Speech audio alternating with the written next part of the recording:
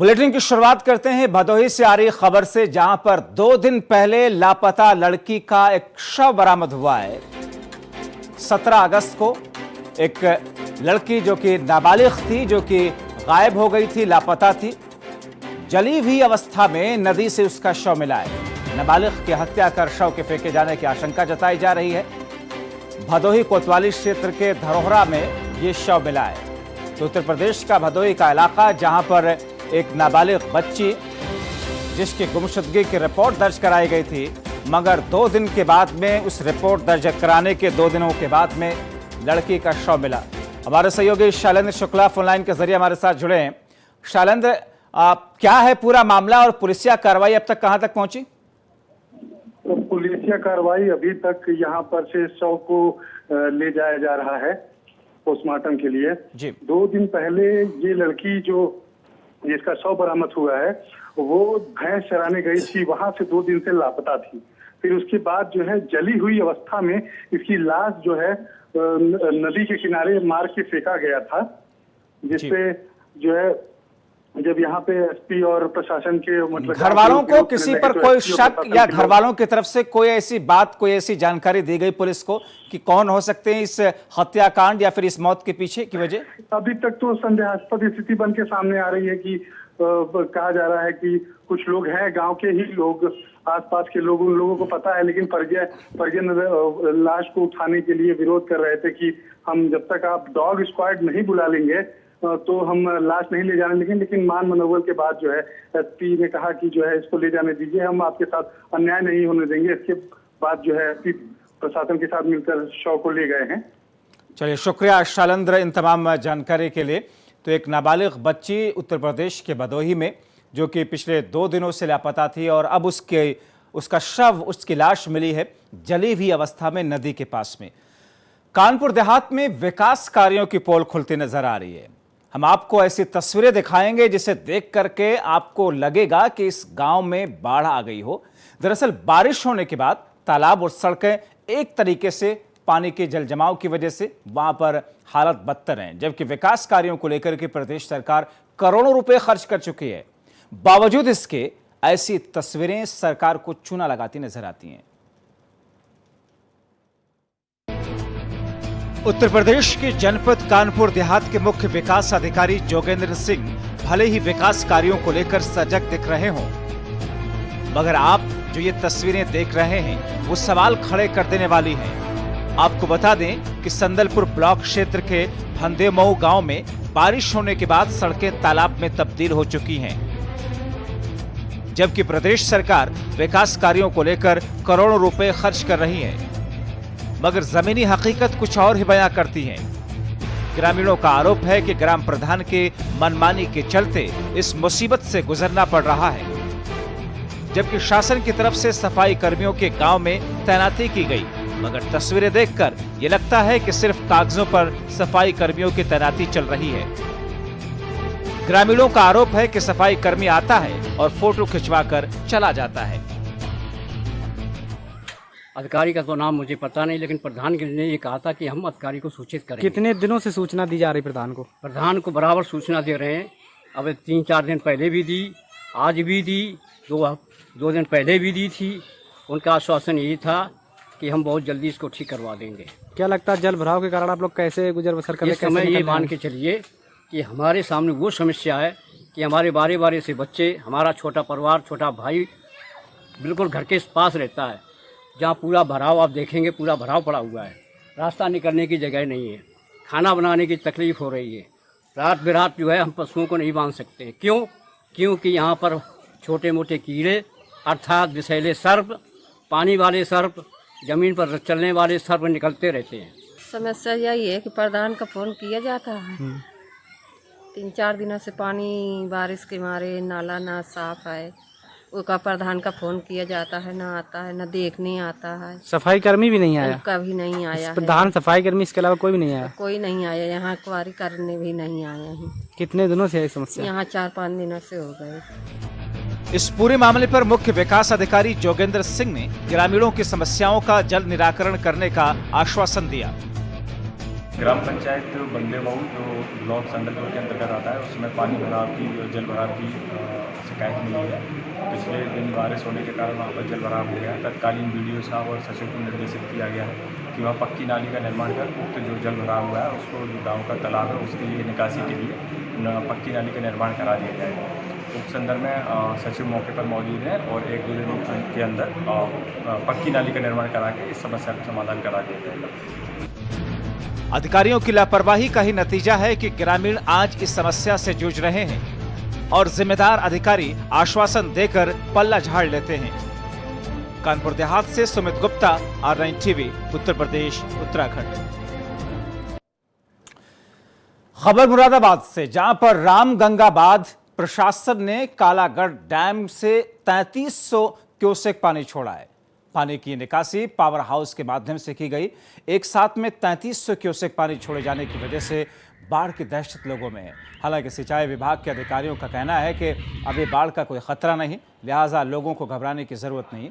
रामगंगा नदी का जलस्तर 355 और 180 मीटर होने के बाद में बांध प्रशासन ने बांध से बिजली उत्पादन के जरिए पानी की निकासी शुरू कर दी। बांध प्रशासन के अनुसार रामगंगा जल विद्युत गृह को 3300 क्यूसेक पानी दिया जा रहा है, जिससे बिजली का उत्पादन किया जाएगा। बांध के जलाशय में 8000 से 9000 क्यूसेक पानी और आने की आशंका है, जो कि पहाड़ों में हो रही बारिश के जरिए आ रहा है और ऐसे में रामगंगा किनारे रहने वाले लोगों में खौफ है। डैम से जुड़े अधिकारियों का कहना है कि कालागढ़ डैम में 355 से ज्यादा लेवल पानी जमा हो चुका है। ऐसे में उनके द्वारा थोड़ा थोड़ा करके किस्तों में पानी छोड़ा जा रहा है।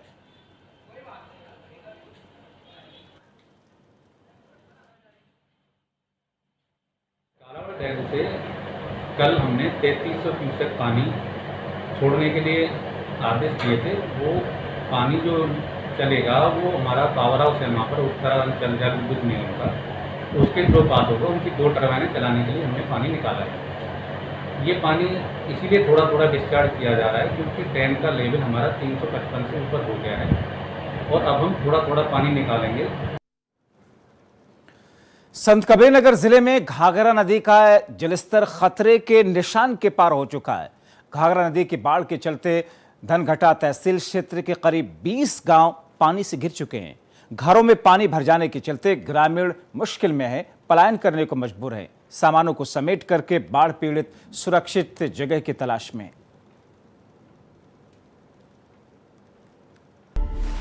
संत कबीरनगर जिले में बहने वाली घाघरा नदी के जल सैलाब ने बंधे और नदी के बीच बसे दर्जनों गांवों को अपनी चपेट में ले लिया है।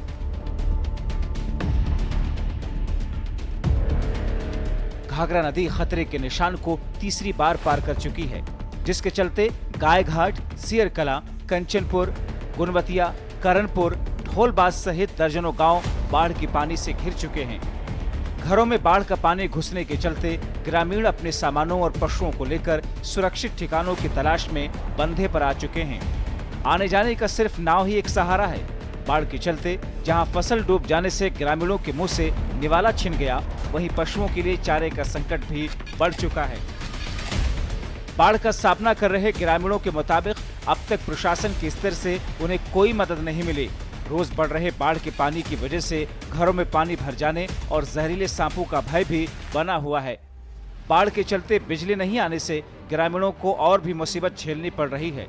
बाढ़ पीड़ितों का कहना है कि उन्हें किसी तरह की सरकारी मदद नहीं मिल रही है। 1.5 महीना से बाढ़ आई, कौन सुनाइए ना, गरीबन में नहीं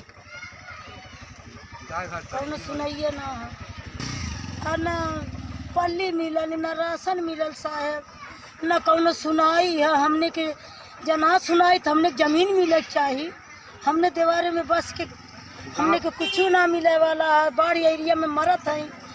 समस्या ये है कि हम लोग के कटान की जगह पे है, बाढ़ हम लोग को चारों तरफ से घेरा हुआ है। ना मिट्टी का तेल मिला हुआ है, ना कोई पल्ली मिला हुआ है।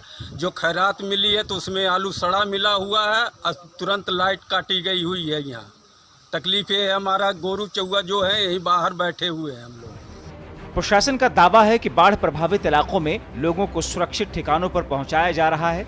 बाढ़ प्रभावित गांव में नाव की व्यवस्था कराई गई है। बाढ़ पीड़ितों को राशन किट दिया जा रहा है। जिन बाढ़ पीड़ितों को अब तक मदद नहीं मिल पाई है, उनको मदद पहुंचाई जा रही है।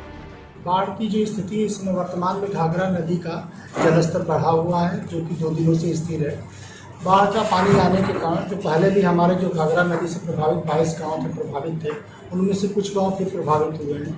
उनके जो प्रभावित गाँवों के लोगों को हम लोगों ने पहले से ही शिफ्ट किया हुआ है। कुछ लोग बांधों पर हैं, कुछ लोग अपने रिश्तेदार या फिर जो हमारे आश्रय स्थल बने हुए हैं वहाँ पर हैं। साथ ही साथ हम लोगों ने नावों की भी व्यवस्था कर रखी है। अगर लोगों को किसी आवश्यक कार्य है तो अगर आवागमन की सुविधा चाह रही तो नाव से लोग आ जा रहे हैं। इसके अलावा हम लोगों ने मेडिकल कैंप भी स्थापित किया हुआ है। घाघरा की बाढ़ के चलते अब तक 3 लोगों की डूबने से मौत हो चुकी है। बाढ़ का पानी घरों में घुस जाने से घर में रखा अनाज भीगकर बर्बाद हो चुका है, जिसके चलते बाढ़ पीड़ितों की मुसीबत और बढ़ चुकी है। खाने पीने के सामान की किल्लत की वजह से ग्रामीणों को परेशानियों का सामना करना पड़ रहा है। महीने भर से बाढ़ की विभीषिका झेल रहे ग्रामीणों को बिजली नहीं आने के कारण अंधेरे में रहना पड़ रहा है। प्रशासन अभी तक उन्हें मिट्टी का तेल और जरूरी सामान तक नहीं पहुंचा पाया है। संत कबीर नगर से नीरज त्रिपाठी, R9 टीवी, उत्तर प्रदेश, उत्तराखंड। लगातार बारिश की वजह से गोरखपुर के जिलों में हर जगह, हर मोहल्लों में पानी का जमाव है। पानी की निकासी सही तरीके से नहीं हो पा रही। गोरखपुर जिले के विकास खंड खोराबार का कठोर गांव के लोग खाने पीने के लिए परेशान और बेहाल हैं। यहां तक कि बाढ़ प्रभावित गांव के रहने वाले लोगों को सरकार द्वारा वितरण किए जा रहे बाढ़ राहत सामग्री भी नहीं मिल पा रही है, जबकि मुख्यमंत्री योगी आदित्यनाथ का ये गृह जनपद है। बाढ़ प्रभावित इलाकों में रहने वाले लोगों की हालत बद से बदतर है। लोग बेहाल हैं, परेशान हैं। एक तरफ कोरोना वैश्विक महामारी का कहर है तो दूसरी तरफ पानी ने आम जनमानस को बेहाल कर दिया है।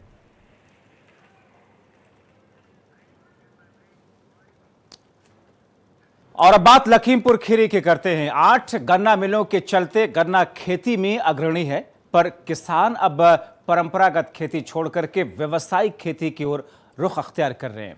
किसानों के मुताबिक गन्ना के लेट लतीफी के चलते उन्होंने केले की खेती की ओर रुख किया है।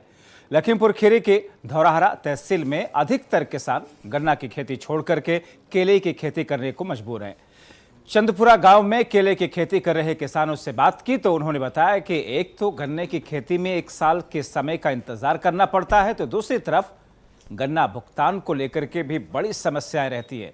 दूसरी ओर केले की खेती में कम लागत में कम समय में फसल तैयार हो जाती है। भुगतान और बिक्री की समस्या भी कोई नहीं रहती, क्योंकि बाहर के व्यापारी खेत से ही आकर नकद भुगतान देकर के केले ले जाते हैं। और अब एक दूसरे को देख करके काफी संख्या में लोगों ने तराई क्षेत्र में केले की खेती करनी शुरू कर दी।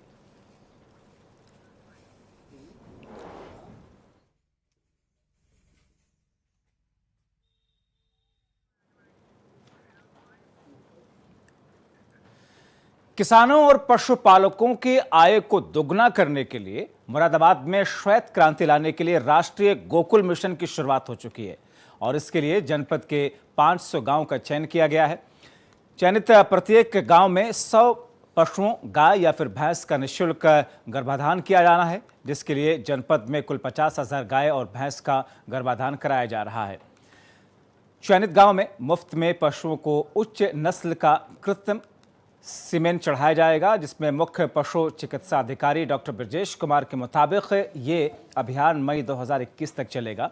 इस गर्भाधान अभियान में कराने के देसी नस्ल जैसे साहिवाल, हरियाणा, गंगातीरो आदि प्रजाति के सुधार के लिए किए जा रहे हैं।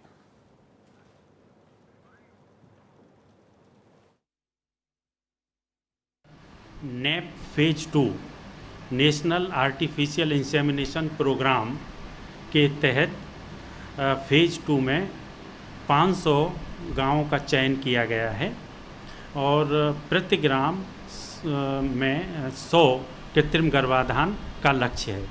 इस तरह से जनपद में कुल 50,000 कृत्रिम गर्भाधान निःशुल्क रूप से किया जाना है।